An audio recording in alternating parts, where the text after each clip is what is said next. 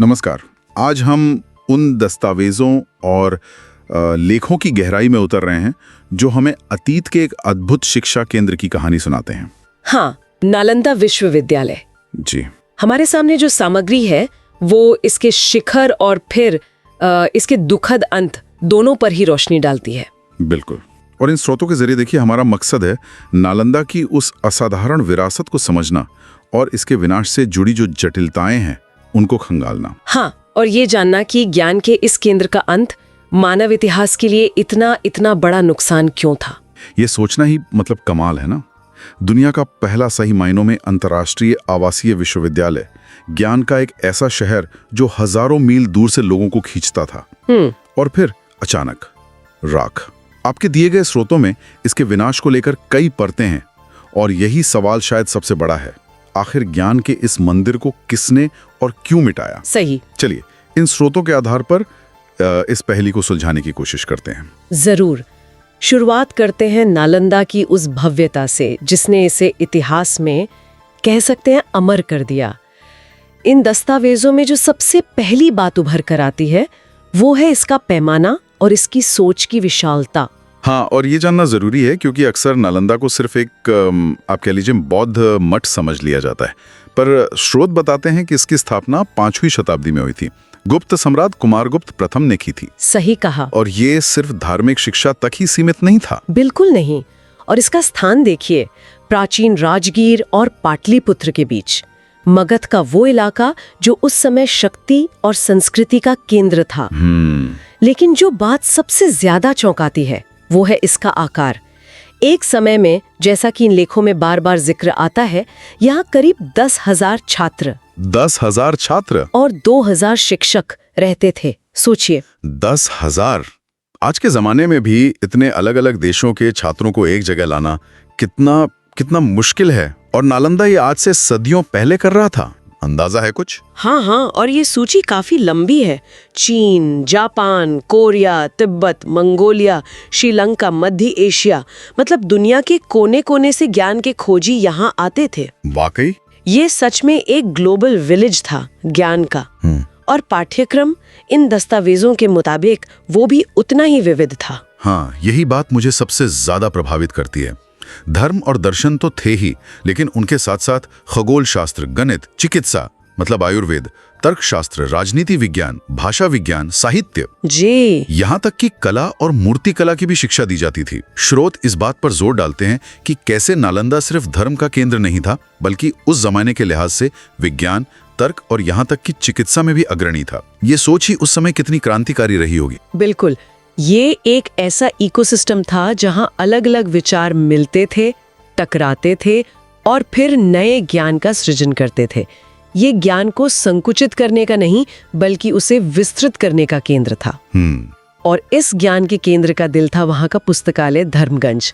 आपके दिए गए नोट्स में इसका जिक्र खास तौर पर है। धर्मगंज? हाँ। मतलब धर्म का खजाना या ज्ञान का भंडार? क्या जानकारी मिलती है इसकी विशालता के बारे में इन स्रोतों में? देखिए, धर्मगंज महज एक लाइब्रेरी नहीं थी, वो अपने आप में एक पूरा कॉम्प्लेक्स था। इन वर्णों के अनुसार इसमें 3 बहुमंजिला इमारतें थीं, रत्नसागर, रत्नोदधि और रत्नरंजक। 3 इमारतें? हाँ, और इनमें से एक इमारत तो 9 मंजिला बताई जाती है। 9 मंजिल? जी, और कहा जाता है कि इसमें लाखों पांडुलिपियां और ग्रंथ संग्रहित थे। लाखों।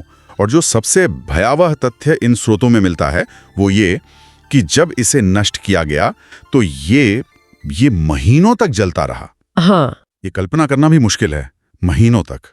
इससे अंदाजा लगता है कि वहां ज्ञान का कितना अथाह सागर रहा होगा। ये सोचना ही सहरन पैदा करता है कि गणित, विज्ञान, दर्शन, साहित्य की कितनी मौलिक रचनाएं, कितने सदियों का संचित ज्ञान उन लपटों में हमेशा के लिए खो गया होगा। और इसी दर्दनाक बिंदु से हम उस सवाल पर पहुंचते हैं जो इन दस्तावेजों में सबसे उलझावा लगता है। नालंदा को नष्ट किसने किया, क्यों? इस पर इतिहास मतलब एकमत नहीं है। ये वाकई एक जटिल पहेली है और आपके दिए गए स्रोत भी इस पर अलग अलग कोण प्रस्तुत करते हैं। सबसे ज्यादा प्रचलित और जो बार बार दोहराया जाने वाला नाम है वो है बख्तियार खिलजी का। हाँ, इन नोट्स में खिलजी की कहानी पर खास जोर दिया गया है। कौन था ये व्यक्ति और नालंदा से इसका टकराव क्यों हुआ, इस पर स्रोत क्या कहते हैं? बख्तियार खिलजी देखिए 12वीं सदी के आखिर और 13वीं सदी की शुरुआत में दिल्ली सल्तनत का एक तुर्क सेनापति था। वो पूर्वी भारत, खासकर बिहार और बंगाल में सल्तनत का विस्तार करने के लिए सैन्य अभियान पर निकला हुआ था। मूल मकसद था इलाकों पर कब्जा करना और अपनी ताकत दिखाना। तो उसने नालंदा जैसे शिक्षा के केंद्र पे हमला क्यों किया? क्या उसे इसकी अहमियत का अंदाजा नहीं था या कोई और वजह थी? यहीं पर मतभेद है। कुछ विवरण कहते हैं कि खिलजी और उसकी सेना ने नालंदा को शायद एक किला या कोई महत्वपूर्ण प्रशासनिक केंद्र समझ लिया होगा। अच्छा। कई स्रोत, जैसा कि आपके नोट्स में भी इशारा है, ये तर्क देते हैं कि खिलजी और उसके समकालीन कई शासकों के लिए ज्ञान और किताबें वो गौण थीं। असल महत्व तलवार और सैन्य विजय का था। मतलब ताकत का प्रदर्शन। बिल्कुल। तो इस नजरिए से देखें तो नालंदा का पुस्तकालय उनके लिए शायद किसी काम का नहीं था और उसे नष्ट करना उनकी बर्बरता का या शायद एक रणनीतिक भूल का हिस्सा हो सकता है। खिलजी की बीमारी वाला किस्सा भी इन दस्तावेजों में मिलता है।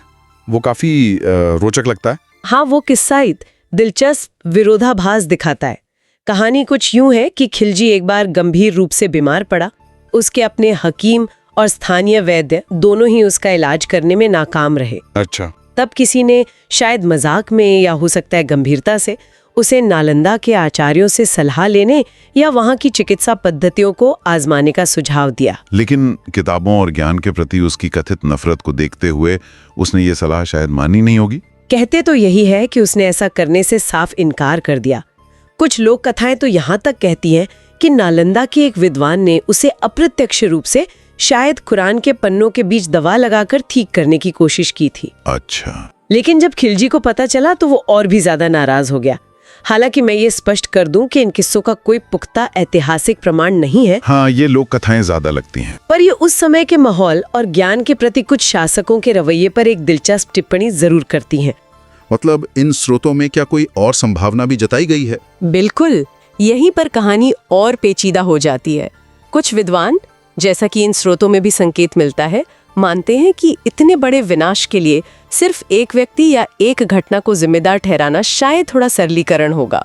अच्छा। दूसरा सिद्धांत ये कहता है कि खिलजी का हमला एक बड़ा झटका जरूर था, लेकिन नालंदा का पतन शायद एक, कह सकते हैं, क्रमिक प्रक्रिया थी। क्रमिक प्रक्रिया? इसका मतलब क्या हुआ? मतलब ये कि खिलजी के हमले के बाद भी हो सकता है उसके सैनिकों द्वारा या अन्य स्थानीय शासकों और समूहों द्वारा लूटपाट और हमले जारी रहे हों। उस दौर की राजनीतिक अस्थिरता और लगातार संघर्षों ने भी नालंदा को धीरे धीरे कमजोर किया होगा। ये भी संभव है कि आगजनी भी एक बार में ना होकर अलग अलग हमलों के दौरान टुकड़ों में हुई हो।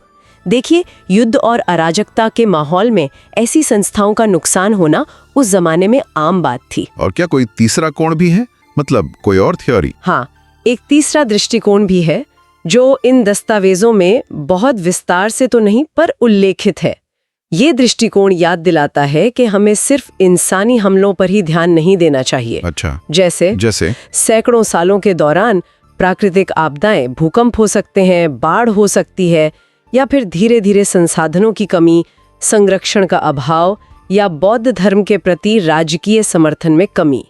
ये कारक भी नालंदा के पतन में भूमिका निभा सकते हैं। हाँ, ये भी मुमकिन है। किसी भी प्राचीन संरचना की तरह नालंदा भी समय की मार से अछूता नहीं रहा होगा। तो मतलब कई सारे पहलू हैं इस कहानी के। लेकिन फिर भी, जैसा कि स्रोत स्पष्ट करते हैं, इतिहास के पन्नों और आम धारणा में बख्तियार खिलजी का नाम ही नालंदा के विनाश के साथ सबसे मजबूती से जुड़ा हुआ है। हाँ, ये सच है। उपलब्ध ऐतिहासिक साक्ष्यों और बाद की जो परंपराएं हैं, उनमें खिलजी को ही मुख्य जिम्मेदार माना गया है। भले ही पूरी सच्चाई शायद इन सभी कारकों का एक मिश्रण हो। ये जानना महत्वपूर्ण है कि स्रोत हमें कोई एक सीधी सपाट कहानी नहीं, बल्कि एक जटिल ऐतिहासिक पहेली के टुकड़े देते हैं।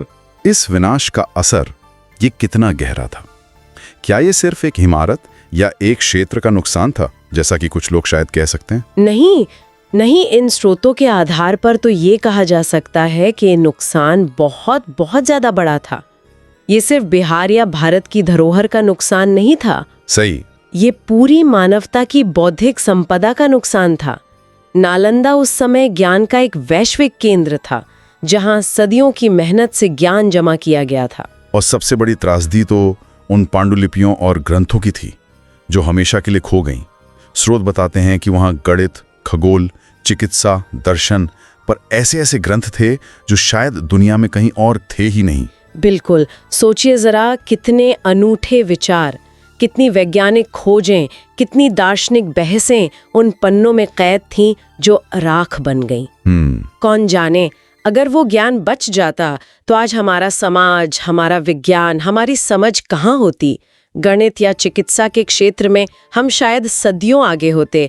ये एक ऐसा नुकसान है जिसकी भरपाई कभी नहीं हो सकती। जब आप विनाश के पैमाने की बात करती हैं तो वो पुस्तकालय के जलने का विवरण याद आता है कि धुआं इतना घना था कि कई दिनों तक आसमान काला रहा और आसपास के इलाकों में महीनों तक गंध महसूस होती रही।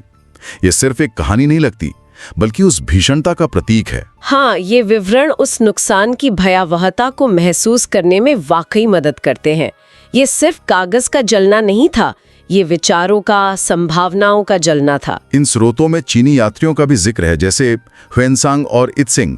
उनके विवरण नालंदा की कैसी तस्वीर पेश करते हैं? हाँ, ह्वेनसांग और इत्सिंग जैसे चीनी बौद्ध भिक्षु 7वीं शताब्दी में नालंदा आए थे।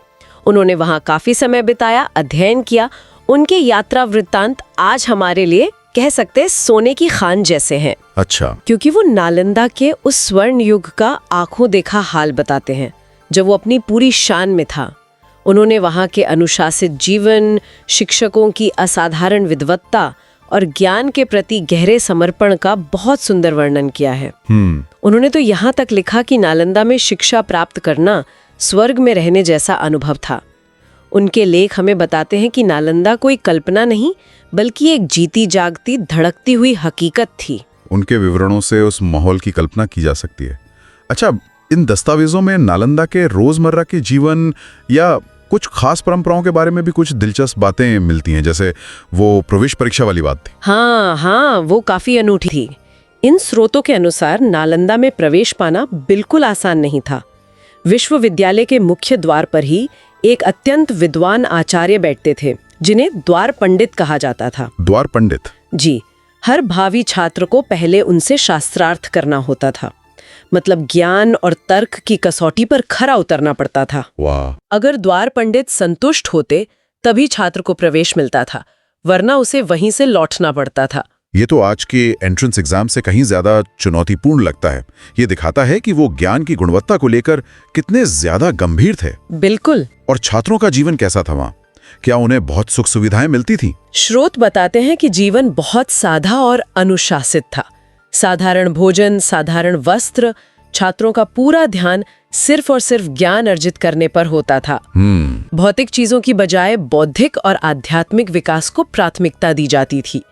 माहौल त्याग और तपस्या का था, लेकिन ज्ञान की दौलत बेशुमार थी। और उस पुस्तकालय धर्मगंज की विशालता को समझाने के लिए भी एक दिलचस्प उपमा दी जाती है नोट्स में। हाँ, वो उपमा उसकी विशालता का अंदाजा देने के लिए है कि अगर कोई व्यक्ति दिन रात बिना रुके पढ़ता रहे तो भी उसे वहाँ की सारी पुस्तकें पढ़ने में कई जन्म लग जाएंगे। कई जन्म। हाँ, ये बेशक एक अतिशयोक्ति है, लेकिन ये बताती है कि वहाँ ज्ञान का कितना विशाल संग्रह रहा होगा, जिसे समझना या समेटना शायद एक जीवन में संभव ही नहीं था। ये सारी बातें सुनकर ये एहसास और गहरा होता है कि नालंदा का पतन सिर्फ एक ऐतिहासिक घटना नहीं थी, बल्कि एक सांस्कृतिक और बौद्धिक महाविनाश था।